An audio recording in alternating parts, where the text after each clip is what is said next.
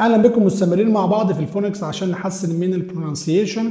زي ما عرفنا قبل كده ان اي حرف في الانجليزي لازم نعرف او لازم يكون ليه حاجتين لازم نعرفهم. اول حاجه الاسم، يكون ليه اسم ويكون ليه صوت.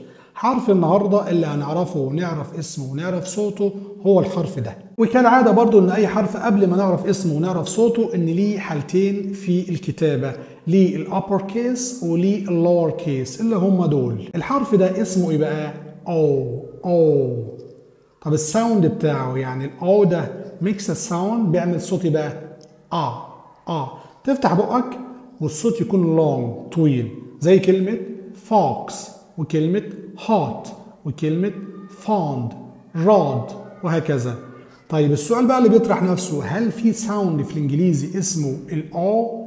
يس، في ساوند اسمه الاو. طيب ممكن نحصل عليه من ايه او نقوله امتى؟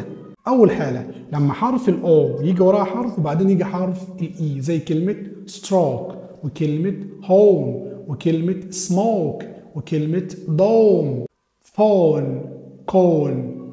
تاني حالة ممكن نحصل على ساوند الاو، حرف الاو يجي وراه على طول حرف الاي، زي كلمة goat boat وتود تود. ممكن نحصل على ساوند الاو برضو لما يجي ورا حرف الاو دبليو، زي كلمة slow زي كلمة on وزي كلمة raw. ممكن الاربع حروف دول ميك الساوند او اللي هما الاو يو جي اتش، زي كلمة though و although. وبرضه حرف الاو ممكن يدينا ساوند الاو نفسه، زي كلمة جولد وزي كلمة دونت. عجبتك المعلومة لايك وشير وتابعنا عشان تعرف كتير عن الفونكس وتحسن عندك البرونسيشن. سلام عليكم.